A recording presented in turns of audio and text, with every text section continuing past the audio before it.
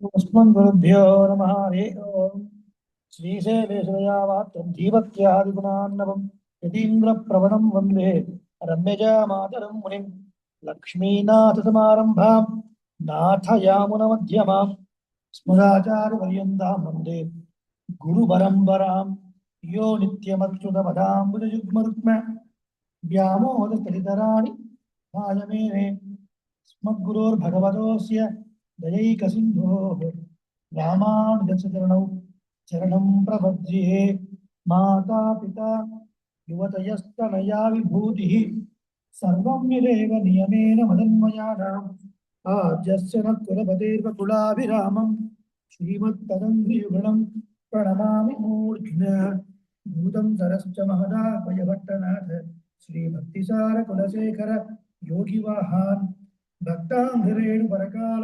यतीन्द्रमिश्रान् श्रीमत्पराङ्कुशमुनिं प्रणतोऽस्मि नित्यम् नीलातुण्डस्तनगिरिजटिः सुप्तमुद्बोध्य कृष्णं पारार्ध्यं स्वं श्रुतिशतशिरसिद्धमध्यापयन्ति स्वोच्छिष्टायां सृजैर्गणितं यावरात्कृत्यभुङ्क्ते गोदातस्यै नम इदमिदं भूय एवास्तु भूयः अस्मद्गुरुभ्यो नमः గోష్ఠి వారందరికీ కూడా స్వరూపం రూపంగా దాంట్లో తెలియజేసుకుంటూ భగవద్భాగవత ఆచార కటాక్షంతో తిరుప్పావలో ఈ రోజున మనం 19వ రోజులో అడుగు పెట్టారు. 18వ భాషల విశేషాలు ఇంకా పూర్తి కాలేదు. వాటిని అనుభవించి ఈరోజు భాషలను సేవించే ముందు ఇతరాజంశతి 8వ శ్లోకం ఒకసారి దుఃఖావహోహమని సంతవదుష్ట జ్యేష్ఠ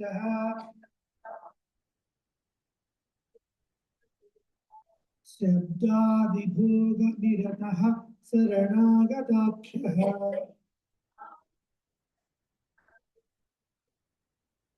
त्वत्पादभक्त इव शिष्टजनौघमध्ये मिथ्याचरामि यतिराज ततोऽस्मि मूर्खः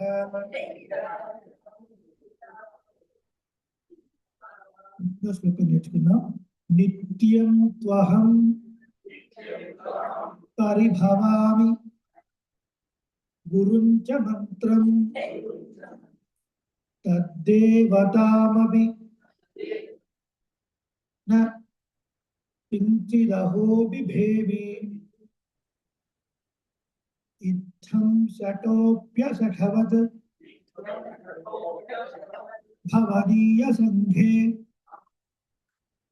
पृष्ठश्चरामि यतिराज ततोऽस्मि मूर्खः. नित्यं त्वहं परिभवामि गुरुं च मंत्रं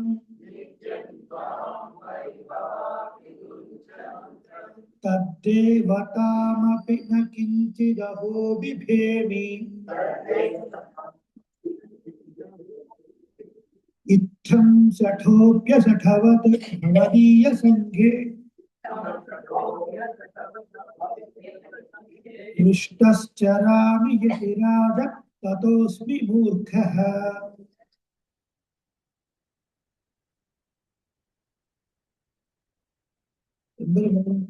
திருவடிகளே சரணம். அழ்வார் பெருமான் ஆட்சிய திருவடிகளே சரணம். ஆண்டு ஆட்சிய திருவடிகளே శరణం అన్నట్టు ముందు మొదలెంత ప్రారంభం చేసుకునే ముందు ఏమిటి అవతారిక ఈ పాసురానికి అంటే నాయగనాయ్ అనే పాసురం ద్వారా భావనమాలం యొక్క అనుమతులు పొంది మనమే తన్నీరేశ్వరే ఆ పాసురాన్ని ముగించుకొని మరి పడుకున్నటువంటి వరుసలో చూశారు. పడుకున్న వరుస ముందు నందగోపాలుడు, పక్కన యశోద, పక్కన కృష్ణుడు, పక్కన బలరాముడు. కృష్ణుడు ఉన్నారు అనుకొని వెళ్ళారు. కానీ వాస్తవం కృష్ణుడు అక్కడ లేడు. బలరాముడు ప్రార్థించారు. ప్రార్థిస్తే కృష్ణుడు ఇక్కడ ఎందుకుంటాడు? కృష్ణుడు ఇక్కడ లేడు. మరి అక్కడ పడుకున్నట్టుగా ఉంది కదా, ఉంది. రోజు వస్తాడు, మన వాళ్ళు ఏదో చిలిపి చేస్తూనే ఉంటాడు. ఆ రోజున త్వరగా వచ్చాడు. అమ్మాయి వాళ్ళు బాగా అలసిపోయాను, అసలు బయటికి ఎటు వెళ్ళను, స్నానం చేస్తే కాస్త వేడిలు పెట్టు, త్వరగా స్నానం చేసి త్వరగా తినేసి త్వరగా పడుకుంటారు. ఎంత బుద్ధి వచ్చింది మనం వాడికి ఇవ్వాలి అనుకుంది. పెరియాడు వారి భాషలో ఉంటుంది, నేను ఇంక 7 రోజుల్లో నీ బర్త్డే, నీ పుట్టినరోజు, రారా రారా అంటే 7 రోజులు స్నానం చేస్తే కానీ కొరికి పోదు అనమాట. స్నానం చేసినాడికి అంత కష్టపడేది యశోద.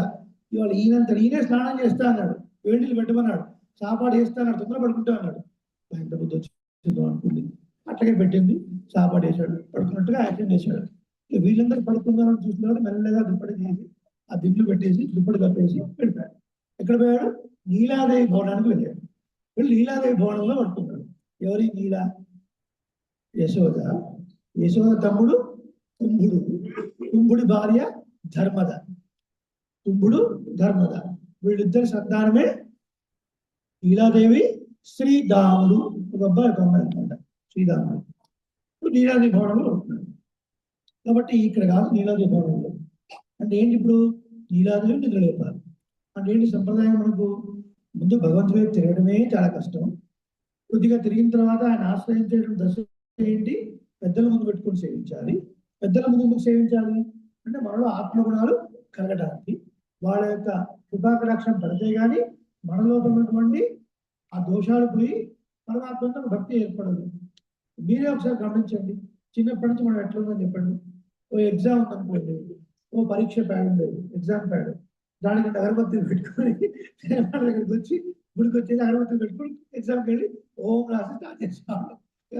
అప్పుడు మనకు ఏమన్నా ఆయన దివ్యాభరణాలు, ఆయన గురించినటువంటి వాత్సల్యం అంటే ఏంటి, స్వామిత్వం అంటే ఏంటి, సౌలభ్యం అంటే ఏంటి ఏమన్నా తెలుస్తున్నా అండి? ఆ వయసులో తెలుస్తున్నా మనకి ఏమన్నా తెలియదు.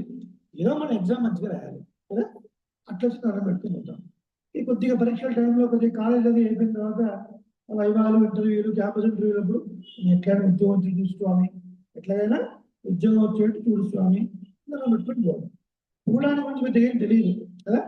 ఇక్కడ పరమాత్మని ఎలా మనం సేవించాలి అంటే, ఆయన సేవిస్తున్నాము అంటే కొద్దిగా గొప్ప ఆయన గుణాలు మనసులో ప్రకాశం అవ్వాలి.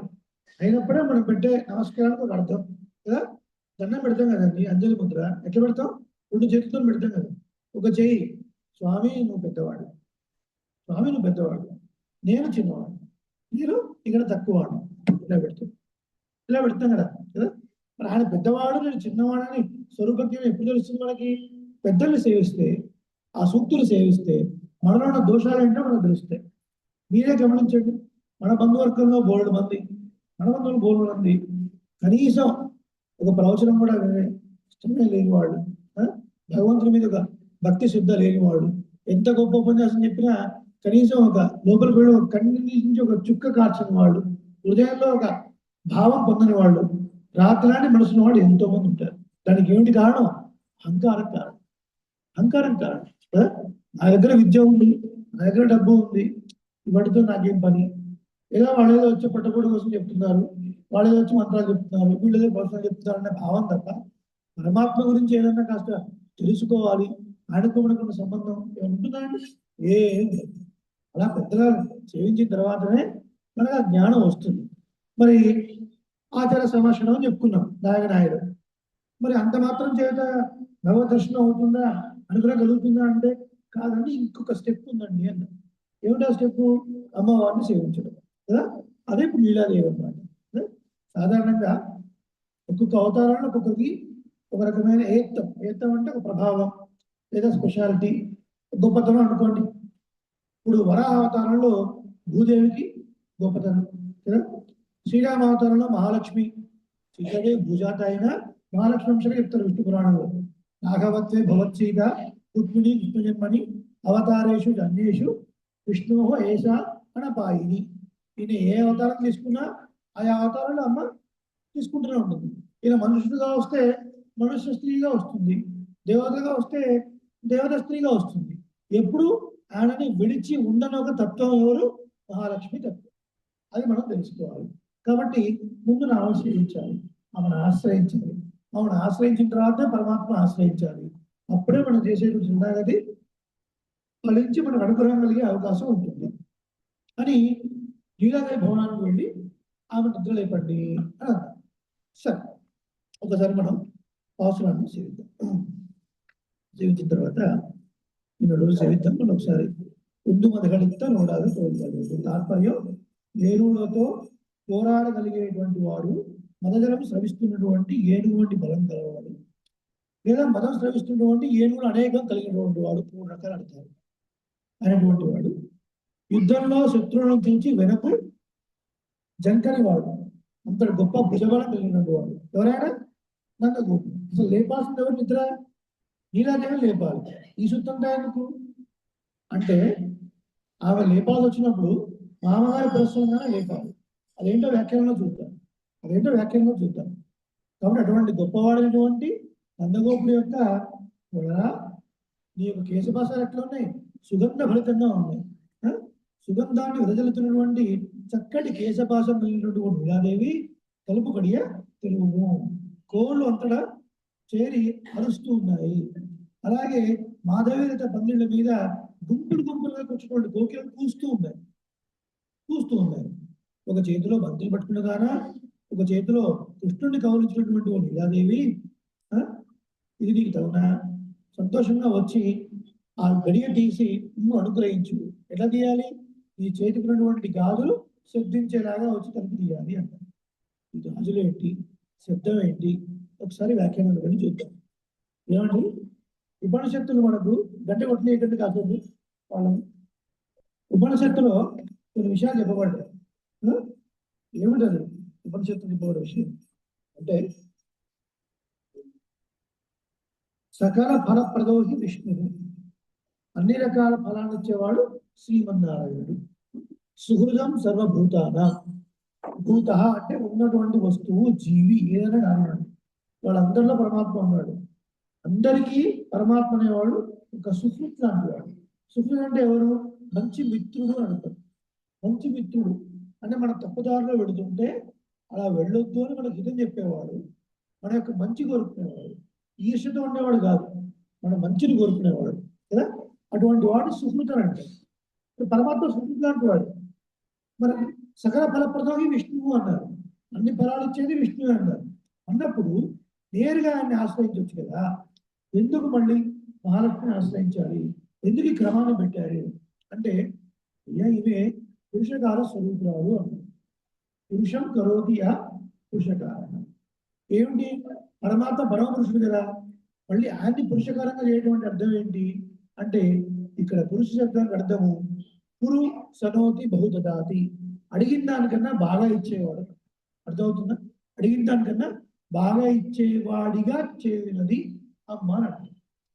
ఇప్పుడు ప్రతినిత్యం మనం తిరువారాధన చేసినప్పుడు మన క్వాలిఫికేషన్స్ పరమాత్మ దగ్గర చెప్పుకుంటాం కదా. ఏం చెప్పుకుంటాం? MSc, B Ed, MTech, PhD, Mudra Bharati, Ramana Desika award, ఇదిగా చెప్పుకోవచ్చు. ఏం చెప్పుకుంటాం? మర్యాద, క్షుద్ర, చలపతి, సూయా ప్రసవూ, ఉదగ్నోదుర్మాని, స్మర పరవశోవంచన పరః, ప్రశంసః పాపిష్టః, విదో దుఃఖ జలదే, అపారావృత్తిన తవ పరిచర్యం చరణయోః. అన్ని అవలక్షణాలు నాలోనే ఉంటాయి. శాస్త్రం ప్రకారం నడుచుకునేవాడిని కాదు. పెద్దల పట్ల మర్యాద లేదు, కృతజ్ఞత పట్ల కృతజ్ఞత చూపించే భావము నాకు లేదు కదా. అన్ని రకాల తప్పులు చేసిన వాడిని. ఇవన్నీ మధ్యలో వచ్చినాయి కాదు, ప్రసవభూహు పుట్టుకతోనే వచ్చాడు నాకు ఇవన్నీ. కాబట్టి ఇట్లాంటి వాడిని నీ పాదాలను ఎట్లా చేస్తానయా పరమాత్మ అని మనం ప్రార్థించాలి. తిరువారాధనలో వస్తుంది. ఇలా చెప్పి మనం చేయాలి. ఇది మన క్వాలిఫికేషన్స్. మరి ఇది తప్పు చేసిన వాళ్ళం మన గురించి చెప్తూ అంటారు. నువ్వు ఒకటి కాదా తప్పు చేసింది, పత్తు నువ్వు చేసిన తప్పులని 10 కట్టలు కట్టుతున్నాయి, అన్ని తప్పులు చేసింది. పరమాత్మ అన్ని ఫలాలు ఇచ్చేవాడు, అందులో ఎటువంటి డౌట్ లేదు. అని ఒక చిన్న మెలిక ఉంది ఇక్కడ. సర్వజ్ఞ అని ఒక మెలిక ఉంది, ఒక గుణం ఉంది. సర్వవిత్ అని గుణం ఉంది. ఏమిటి సర్వజ్ఞ సర్వవిత్ అంటే? సర్వజ్ఞ అంటే అన్ని తెలిసిన వాడు అర్థం. బయట ప్రపంచంలో అన్ని విషయాలు తెలిసిన వాడు అర్థం. సర్వవిత్ అంటే అనంత కోటి జీవరాశి మనసుల హృదయాల్లో ఉండి ప్రతి సెకండ్ ఇంతమంది ఎవరెవరు ఏ సంకల్పాలు చేస్తున్నారో తెలిసిన వాడు కాదు. ఇది పెద్ద ప్రాబ్లం. ఆయనకి క్వాలిఫికేషన్ ఉండడం అనేది పెద్ద ప్రాబ్లం. ఎందుకు?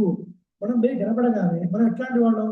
శాస్త్రంలో పరమాత్మ ఏ తప్పులైతే చేయొద్దని చెప్పాడో అటువంటి తప్పులు ఒక్కొక్క తప్పుడు వేసాలు చేసినటువంటి వాళ్ళు మనం కదా. ఒక్కొక్క తప్పుడు వేసాలు చేసినటువంటి వాళ్ళు.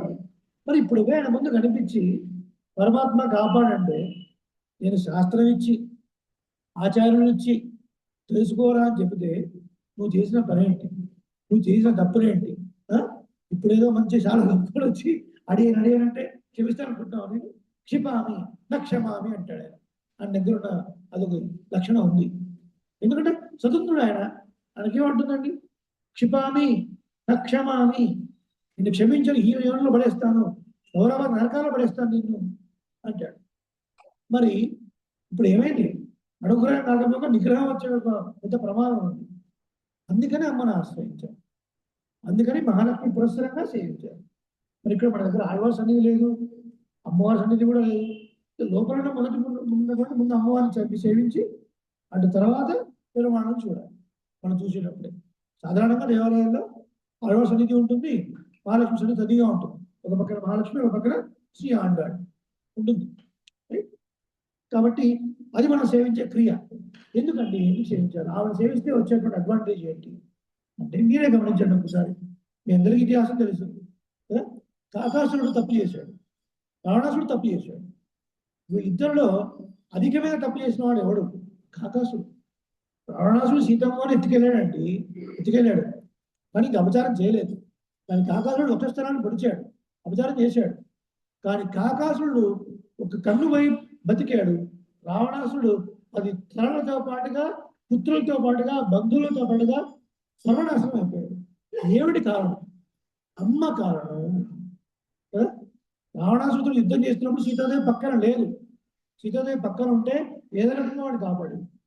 ఇక్కడ కాకాసుర వృత్తాంతంలో సీతాదేవి పక్కనే ఉంది. సీతాదేవి ఒళ్ళోనే పడుకున్నాడు రామచంద్రమూర్తి, సీతాదేవి ఒళ్ళోనే పడుకున్నాడు. వాడు వచ్చాడు, జయంతి ఇంద్రుడు కొడుకు. వాడు వక్ర బుద్ధితోని చేశాడు, తప్పు చేశాడు, వక్షస్థలాన్ని పిలిచాడు, రక్తం చెందింది, ఆయన కోపం వచ్చింది, బ్రహ్మాస్త్రం వేశాడు. ఏమైంది తాకి పరిస్థితి? వాడు జయంతుడు అన్ని లోకాలు తిరిగాడు, త్రీ లోకాన్ని సంపరిక్రమ్య, 3 లోకాలు బాగుగా తిరిగాడు. ముందు ఎడిపోయాడు, ఎవరికైనా గుర్తొచ్చేది ఏంటి?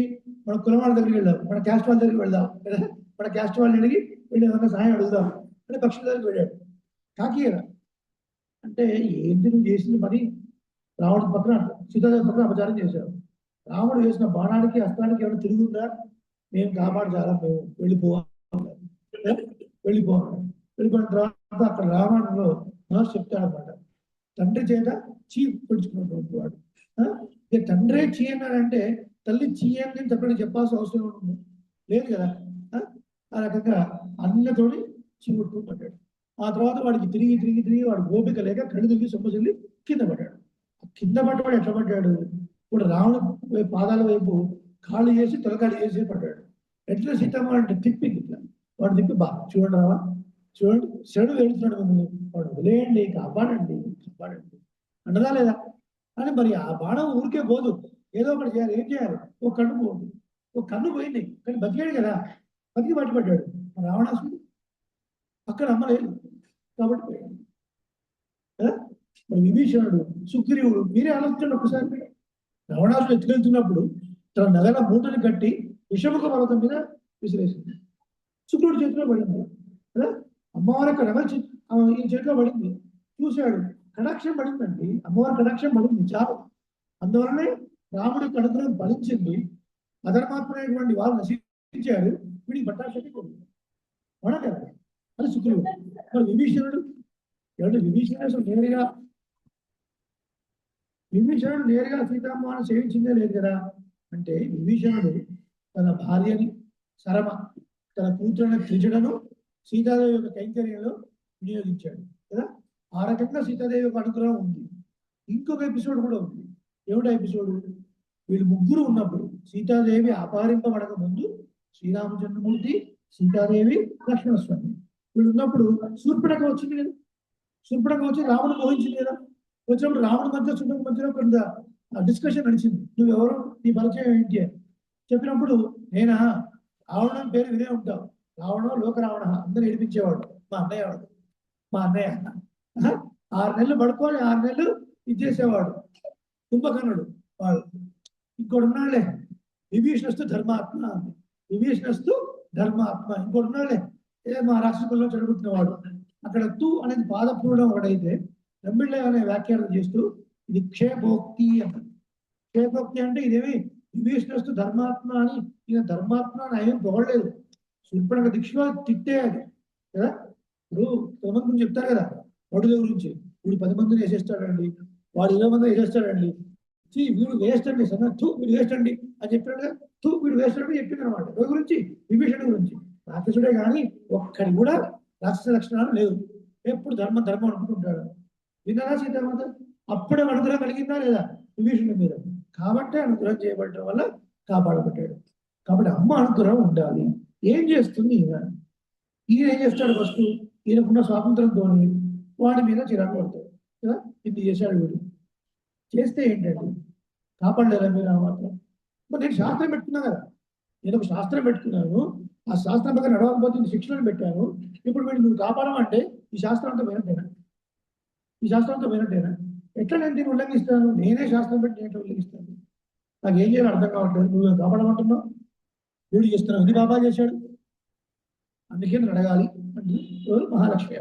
మమ్మల్ని అడిగితే మేము చెప్తాం. నేను క్లిష్టమైన సందర్భం ఏర్పడినప్పుడు ఆడవాళ్ళని అడగాలి. అడిగితే వాళ్ళకి సమాధానం చెప్తారు అన్నమాట. చెప్పి ఇప్పుడు అమ్మవారు చెప్తుంది సమాధానం. వినవయ్యా, నీ శాస్త్రము దెబ్బతినకూడదు, అట్లాగే నీ కరుణ కూడా ప్రసరించాలి. అనంత కళ్యాణ గుణాత్మకుడు నీకు పేరు స్వామి. వేదాలు ఉపనిషత్తులు ఘోషిస్తున్నాయి. ఇన్ని కళ్యాణ గుణమైనటువంటి మీరు వాడు జ్ఞానం వస్తే వాడికి కరుణించాలి కదా. తప్పు చేయని వాళ్ళు ఎవరండి? నాకు చిన్న అపరాధ్యతి అన్నది కదండి సీతాదేవి హనుమతోని. రామరావణ యుద్ధం అయిపోయిన తర్వాత నేను వచ్చి అమ్మ సంతోషకరమైన వార్త తర్వాత కాసేపు మాట్లాడలేదు సీతాదేవి. అంటే ఆశ్చర్యంగా ఉండిపోయింది అనమాట. ఆనందంతో ఉన్నప్పుడు ఏమమ్మా నేను చెప్పి విడిపడదా సరిగా? వినపడతానమ్మా, చాలా సంతోషం. నీకు ఏదో ఒకటి ఇయ్యాలని ఉందయా, నీకు ఏదో ఒకటి ఇయ్యాలని ఉంది. నాకు ఏమొద్దమ్మా, ఒక చిన్న ఆజ్ఞ. ఇంత ఇబ్బంది పెట్టారు కదా నేను వీళ్ళు రాక్షసులు. 2 నిమిషాలు సమయం ఇచ్చేస్తే అందరినీ స్మాష్ చేసి రక్తం ఏరులాగా పారించేసి వస్తాను. పొరపాటు నా పని చేయదు. ప్లవంగమా ప్లవంగమా అని వాడింది అక్కడ. ప్లవం గమయతి, ప్లవం గమయతి, ప్లవంగమా. గెంతుతో వెళ్ళేవాడు అంటారు. ఏమయ్యా, నవవ్యాకరణ పండితుడి నువ్వు, ఇట్లాగైనా నీ ఆలోచన ఉండేది. పాపాడామ్మ శుభానామ్మ. నీ దృష్టిలో పాపాత్ముడు కావచ్చు, నా దృష్టిలో వాడు మంచివాడు. వాడు తప్పే ఉందా? వాళ్ళ ప్రభువు చెప్పిన విషయం వాళ్ళు చేశారు, తప్పేం లేదు. వాళ్ళు శిక్షిస్తా అంటే ఏంటి? తప్పు చేసిన వాడి పట్ల కరుణ చూపించడం అనేది ఆర్యుల లక్షణము, ఆచార లక్షణము. కాబట్టి వాళ్ళు వదిలే. కొద్దిపాటి పరిచయం ఉందండి ఆంజనేయ స్వామితో.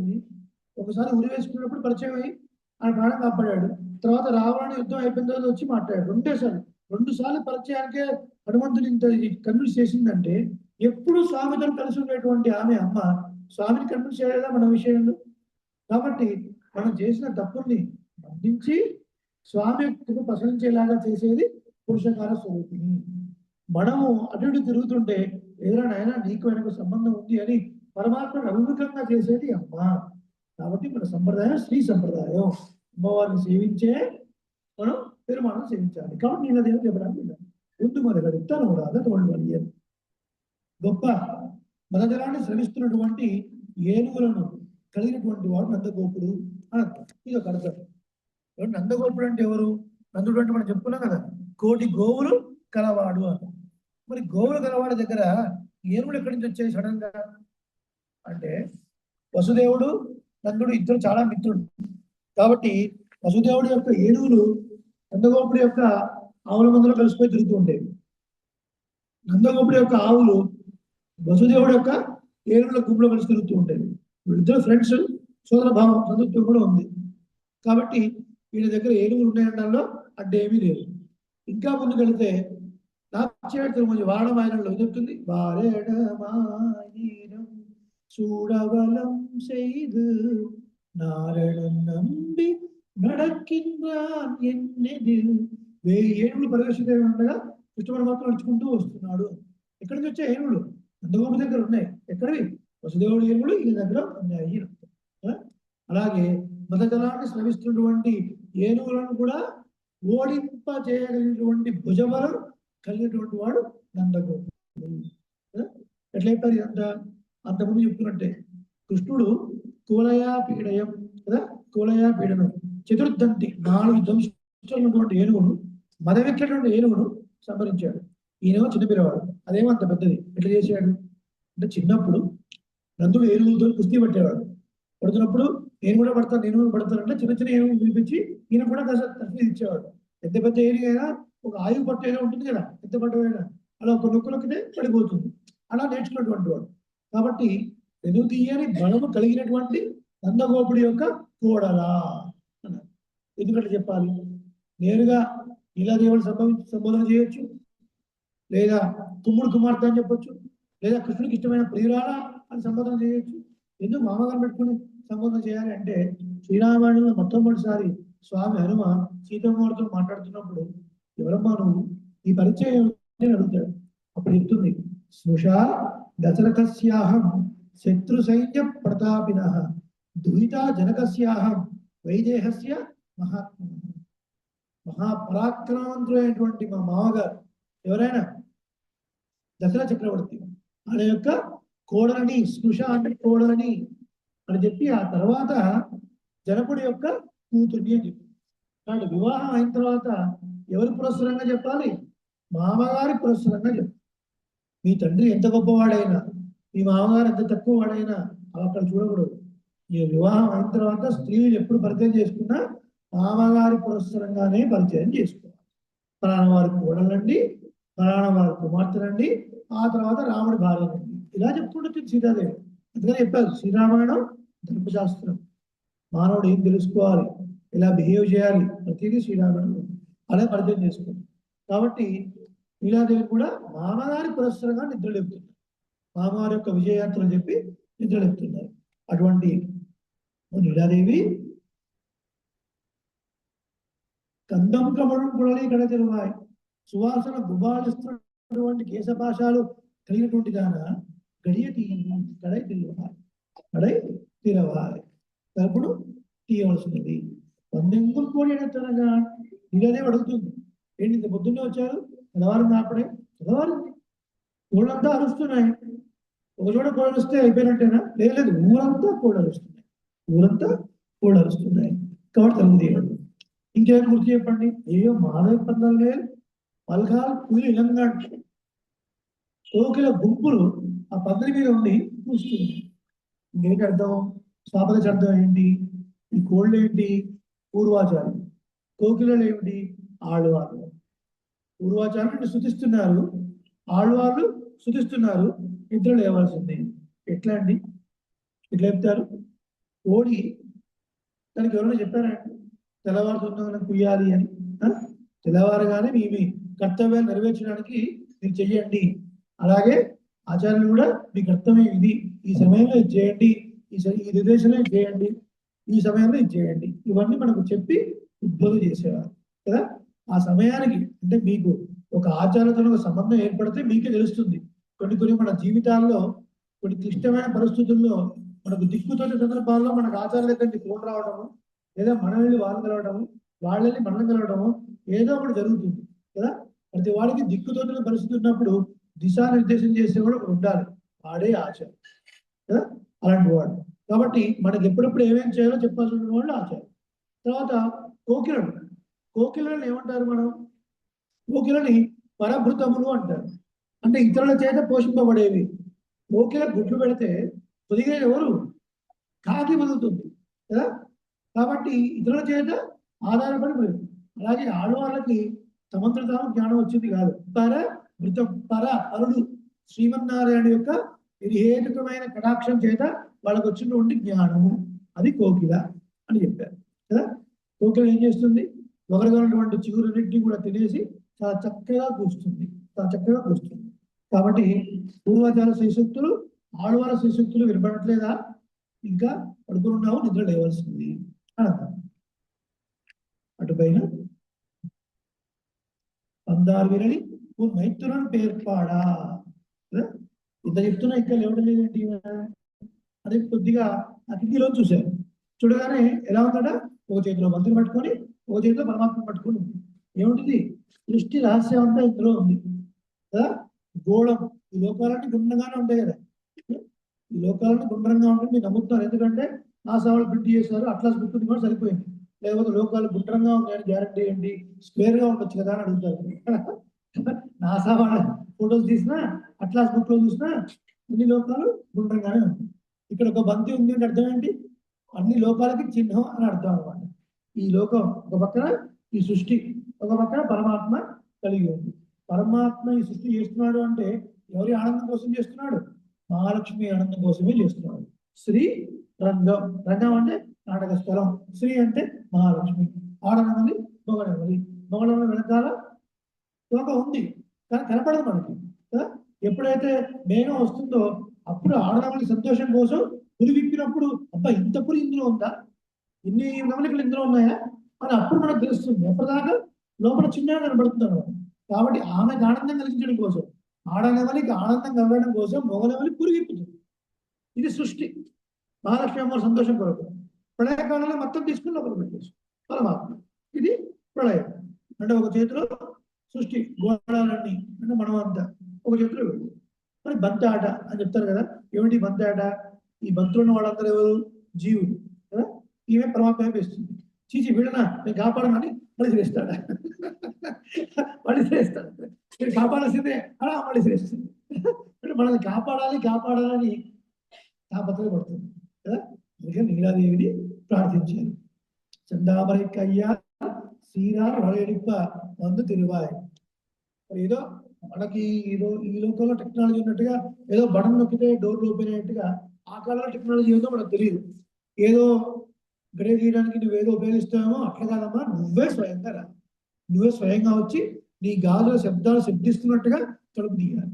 అంటే ఈ గాజుల శబ్దాలు సుమంగళిత్వము పరమాత్మకు చెందినది అనటము 3 రకాల విషయాలు ఎందుకు చెప్పబడ్డాయి. దాన్ని ఆకారత్రయం అంటారు. ఏమంటారు? ఆకారత్రయం అంటే 3 అని. ఆకారం అంటే స్వరూప స్వభావం. ఏమిటి చెప్పండి ఒకసారి. అనన్యార్హ శేషత్వం, అనన్య శరణత్వం, అనన్య భోగ్యత్వం. అనన్యార్హ శేషత్వం అంటే ఇంకొకళ్ళు చెందకుండా ఉండుట, ఇంకొకళ్ళు చెందకుండా కేవలం పరమాత్మకే చెందినదే ఉండుట. అటుపైన అనన్య శరణత్వం, ఏదైనా పరమాత్మే ఉపాయం అనుకుంటుంట. సీతాదేవి తమ యొక్క తపస్సు చేసి రావణాసురుడిని బుగ్గిపాలు చేయగల శక్తి కలిగినప్పటికీ కూడా రాముడే రక్షకుడు, ఆయనే రావాలి అని ఉంది తప్ప తన ప్రయత్నం తను చేయలేదు, రక్షణకు తన ప్రయత్నం చేయలేదు. అనన్య భోగ్యత్వం, పరమాత్మ సంతోషమే నా సంతోషము అనుకుంటా. ఆకారత్రయం. కాబట్టి నువ్వు వచ్చి తలుపు తీయాలన్నా అనలేదు. అంటే శ్రీహి ముఖ్యమైన అర్థాలు ఏమిటది? మన మొరలను వినున్నది, మనం చేసే ప్రార్థన విని పరమాత్మకు చెప్పున్నది అని అర్థం. అలాగే మన చేత సేవింపబడేది, పరమాత్మను సేవించేది అని అర్థం. మధ్యవర్తిత్వం చేసేవాళ్ళు మనకు ఒక సంబంధం కలిగి ఉండాలి, పరమాత్మతో సంబంధం కలిగి ఉండాలి కదా. లౌకికంగా చూస్తే ఒక ఎంపీతో పని కావాలండి, మీరు నా క్లోజ్ కానీ మీకు ఎంపీ తెలియదు, ఏమైనా ఉపయోగం ఉందా? మధ్యవర్తిత్వం అవుతుందా? మన పని అవుతుందా? కాదు. ఎంపీతో మీకు పరిచయం ఉండాలి, నాకు మీతో పరిచయం ఉండాలి. ఉంటేనే నేను మీకు చెప్పినటువంటి ఆర్జీ మీరు వెళ్ళి ఎంపీకి ఇవ్వగలరు, నా పని అవుతుంది. 2 వైపులు ఉండాలి. ఒక పక్కన గర్భ సంబంధం కదా, మనకు తల్లి కదండి, మహాలక్ష్మి తల్లి కదా. ఈ జీవుడు ఈ శరీరంలో ఉన్నంతసేపు ఈ జన్మకు తల్లిదండ్రులు, కానీ జన్మలకు తండ్రులు ఎవరు? లక్ష్మీనారాయణలే కదా. లక్ష్మీనారాయణ జన్మజన్మకు తల్లిదండ్రులు, ఈ జన్మకు మాత్రమే ఈ తల్లిదండ్రులు. కాబట్టి గర్భ సంబంధం చేత మనకు మహాలక్ష్మికి సంబంధం ఉంది. మరి పరమాత్మకి సాక్షాత్తు భార్య కదా సంబంధం ఉంది. కాబట్టి మన గురించి ఆయనకి చెప్పి ఆయన కృప మన మీద పడేలాగా చేస్తుంది. అందుకనే శ్రీరంగంలో నంబెరుమాళ్ళు సేవిస్తే నంబెరుమాళ్ళు స్ట్రెయిట్ గా ఉంటాడు, ఇద్దరు అమ్మవార్లు ఇట్లా ఎదురుగా ఉంటారు. ఎందుకు ఎదురుగా ఉంటారు? రాగానే కోపడినప్పుడు తప్పు చేశాడు వీడు అన్నప్పుడు ఒక అమ్మవారు ఉంటుంది, తప్పు అంటే ఏంటి అని. ఇంకో అమ్మవారు ఉంటుంది, తప్పు చేయని వాళ్ళు ఎవరు అంటారు, తప్పు చేయని వాళ్ళు ఎవరు అంటే ఏదో రకంగా చెప్పి ఈయన కృప మన మీద పడేలాగా చేసేవారు. కాబట్టి ముందు నీలాదేవిని సేవించిన తర్వాతనే మనం అంటే అమ్మవారిని సేవించిన తర్వాతనే అయ్యవారిని సేవించాలి. కాబట్టి శ్రీరామాయణంలో మహాలక్ష్మికి ఒక గొప్పతనం, సీతాదేవికి.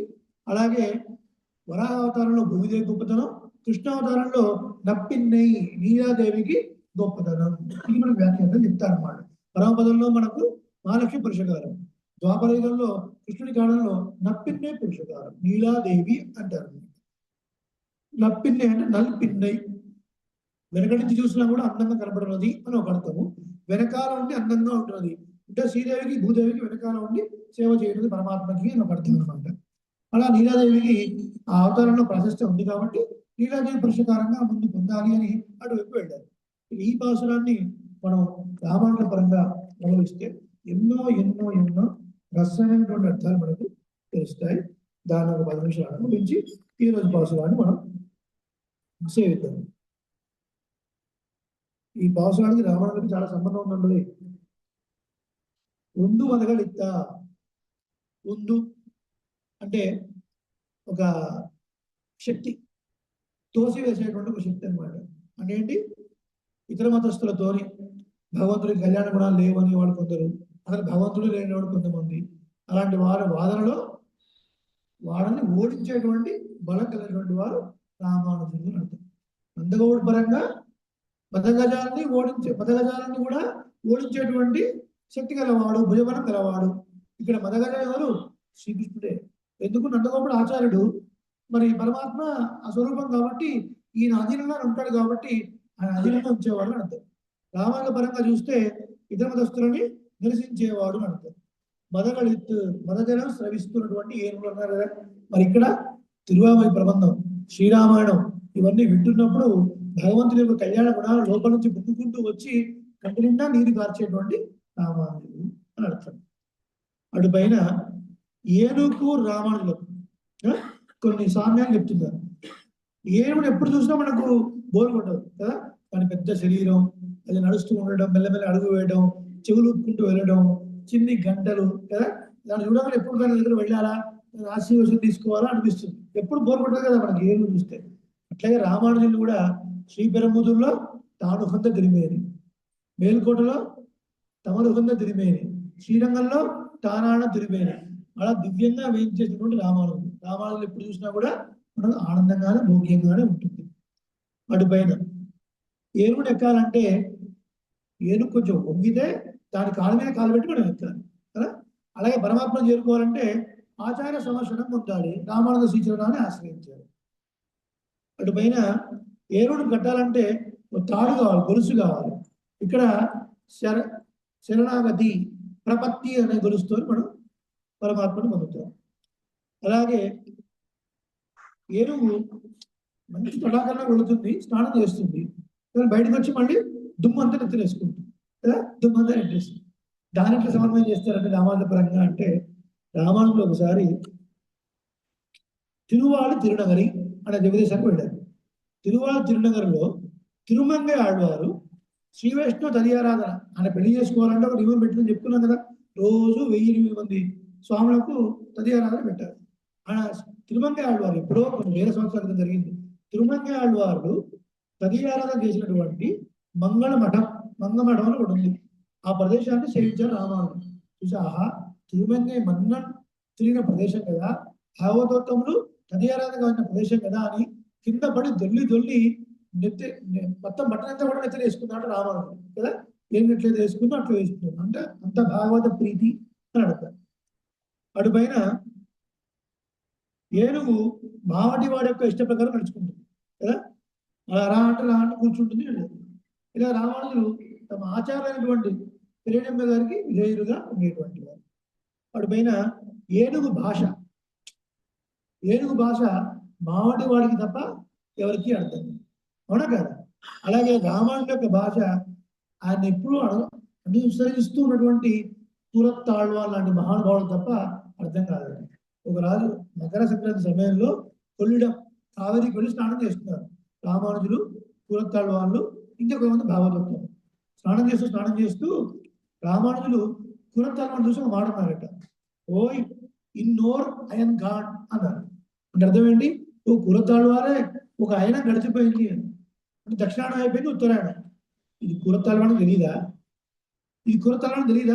రామానుజులు ఇట్లా అన్నారేంటి అని కొంతమంది స్వాములు వచ్చి కురతాళ్వానే రామానుజులు మీద చూసి ఈ మాట అన్నారు, దీనికి అర్థం ఏంటండి? మకర సంక్రాంతి అయినవనే మనం వచ్చాం కదా, ఒక అయినం అయిపోయింది అన్నారు, అంత మాత్రం మీకు తెలియదా అండి? రామానుజులు చెప్పించుకున్నారంటే అది కాదండి అర్థం. ఒక అయినం అయిపోయిందంటే పరమపదం చేరుకోవడానికి ఒక 6 నెలలు గడిచిపోయిందయా, సమయం గడిచిపోయింది, ఇక పరమపదం చేరుకునే సమయం ఆసనమైంది అని అర్థం కదా. అంటే శరణాగతి చేసిన వాళ్ళకి పరమపదం మీద ఒక ఉత్సాహం, ఆసక్తి ఉంటుంది కదా. కాబట్టి పరమపదం చేరుకోవడానికి ఇంకొక సమయం ఉందనుకోండి, అందులో 6 నెలలు అయిపోయాయని ఒక సంతోషం అన్నమాట. కాబట్టి ఏనుగు భాష మావాడి వాడికి అర్థం అవుతుంది. ఆచరణ భాష భావతత్వాలకే అర్థమవుతుంది అని అర్థం. అటు పైన ఏనుగు తినే ఆహారం, అది ఆహారం తిన్న తర్వాత చిల్ల చెట్టుగా పడితే కొన్ని లక్షల కోట్ల చీమలకు ఆహారం అవుతుంది కదా ఏనుగు తిన్న తర్వాత. అలాగే భగవద్ రామానుజులు కూడా వారొకరు అనుభవించి చెప్పినటువంటి తిరుమంత్రార్థం కానీ నవవిధ గ్రంథాలు కానీ గద్యములు కానీ ఎంతో మందికి ధారక పోషకాలుగా ఉన్నాయి. ఏనుగు యొక్క తొండం చాలా పెద్దదిగా ఉంటుంది. రామానుజుల యొక్క కరుణ ఏక సిద్ధోహో, సముద్రం అంతా కరుణ అని చెప్పారు. ఏనుగు బతికినా 10,000 పోయినా 10,000 సామెత ఉంది. అలాగే రామాను ఉన్నంతకాలం వేల మంది వైష్ణవ స్వామి నంపెరుమాడు పొరపాటు అడుగుతుంటే రామానుజుల వెనక 700 మంది జీయర్ స్వామి, 12,000 మంది వైష్ణవ గోష్ఠి. వారు ఉన్నప్పుడు అంతమంది సేవించారు. వారు పోయిన తర్వాత కూడా శ్రీరంగంలో ఇప్పటికీ వారు తిరుమలని సేవించడానికి వేల మంది వస్తున్నారు అని అర్థం. వాడి పైన ఏనుగుంటే మావాడి వాడికి జీవనం కదా. ఆ దొండంతో ఆశీర్వదిస్తే ₹1 ₹2 ఇస్తే వీడికి గానం. అట్లాగే రామాయణ ఇచ్చినటువంటి గ్రంథాలు పండితులకు జీవనాధారం, పండితులకు జీవనాధారం సమన్వయం. అటు పైన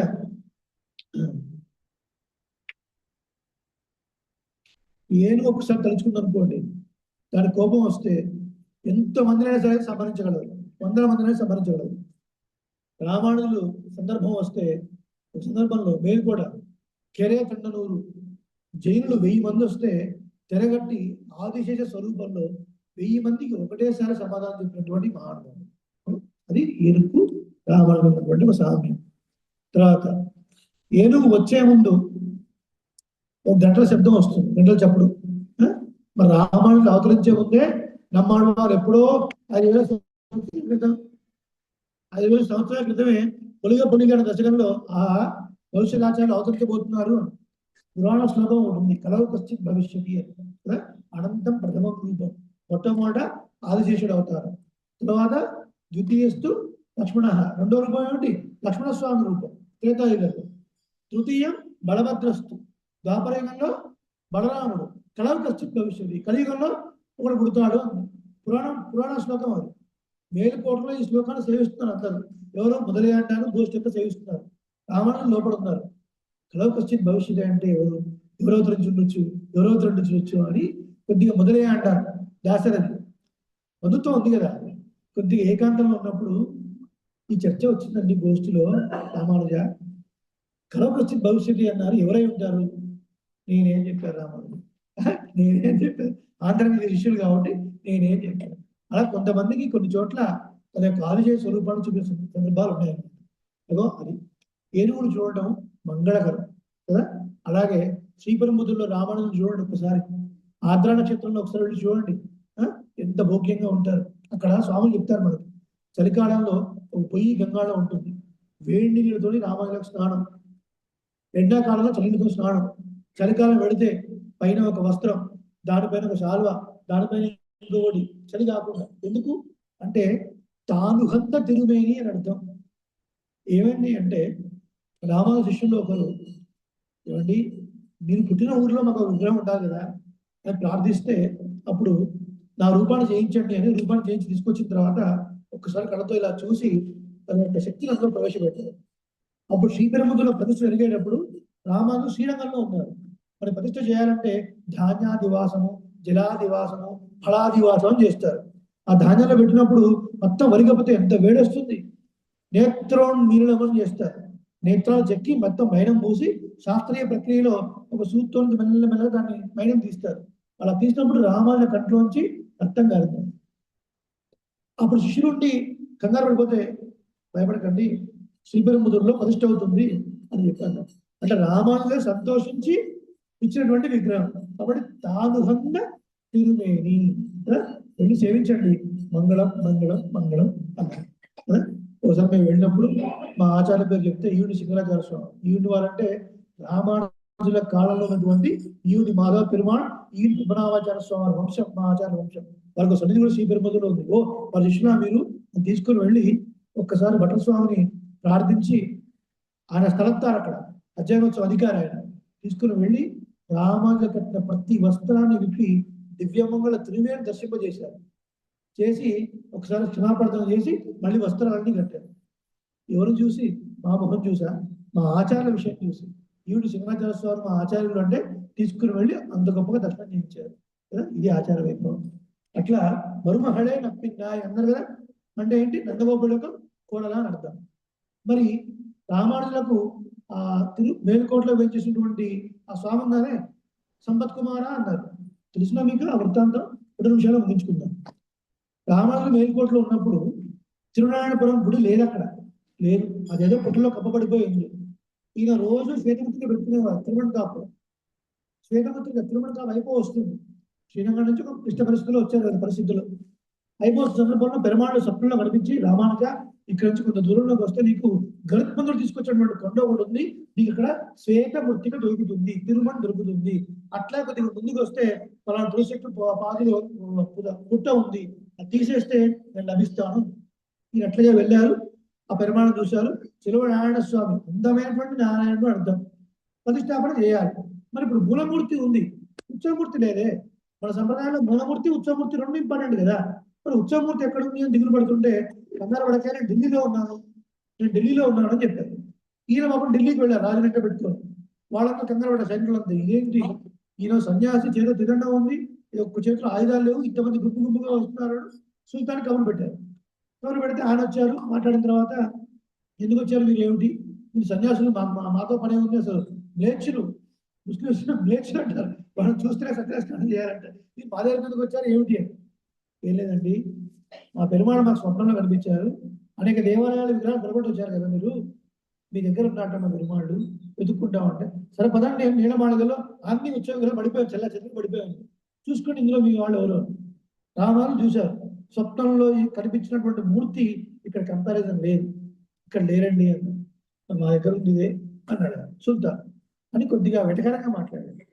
ఏమంటే మీ పెరుమాళ్ళే కదా, మీ దేవుడే కదా, మీరు పిలవండి, వస్తే తీసుకోపోండి అన్న. ఈయన అద్భుతంగా ఒకసారి ధ్యానం చేసి పెరుమాళ్ళు ఆహ్వానిస్తే, ఈయన యొక్క సుల్తాన్ యొక్క కూతురి అంతఃపురంలో ఆ ముగ్ధ మనోహర విగ్రహాన్ని, అందమైన స్వామిని అర్థం, చూస్తేనే యూ ఫాల్ ఇన్ లవ్ కదా.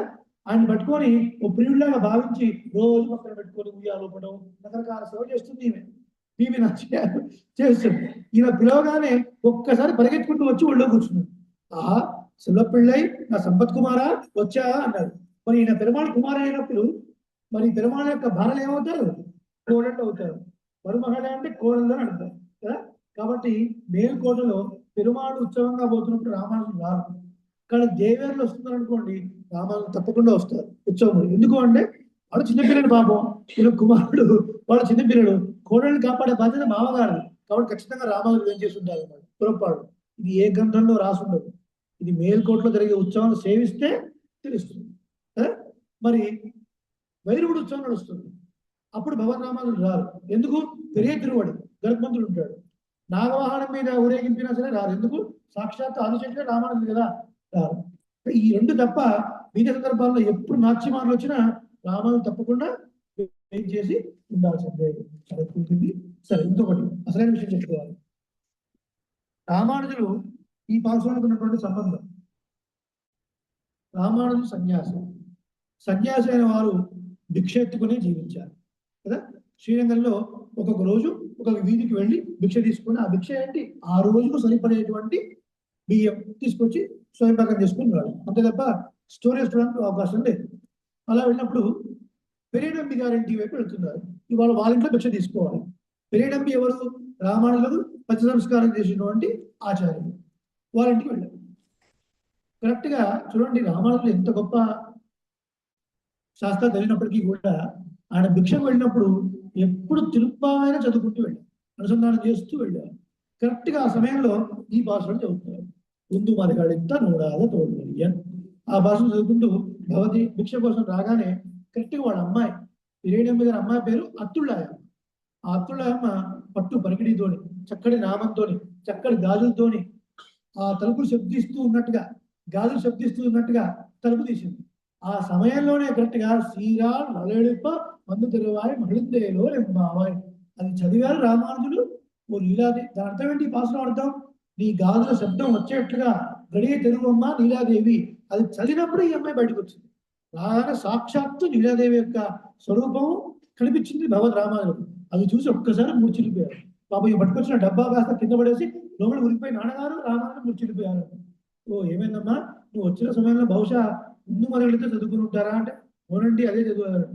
ఒక విషయం ఉండు అని వెళ్ళి నీళ్లు జల్లి లేపిన తర్వాత, రామానుజ ఎంత ప్రీతి మీకు తిరుపాలంటే కదా, ఎంత ప్రీతి లేకపోతే మీకు నీలాదేవి యొక్క సాక్షాత్కారం అవుతుంది. ఈ రోజు నుండి మీరు తిరుప్పావై జీయర్ అని ఆచార్యతో బిరుదునామాన్ని పెట్టుకుంటుంటారు కదా. ఉపవీతనం ఊర్ధ్వపుండ్రవంతం త్రిజగత్ పుణ్యబలం త్రిదండహస్తం శరణాగత సార్ధవాహ మీడే శిఖయా శేఖరిణం పతింగిటీనాం యతిపతి ఇతి సర్వోవర్ ఉడయవర్ గోదాకర్జన్ తిరుప్పావై జీయర్. ఇన్ని పేర్లు ఉన్నాయని భగవద్ రామానుజులకి. ఇప్పుడు తిరుప్పావై జీయర్ అని పేరు రావడానికి ఈ పాసులమే కారణం.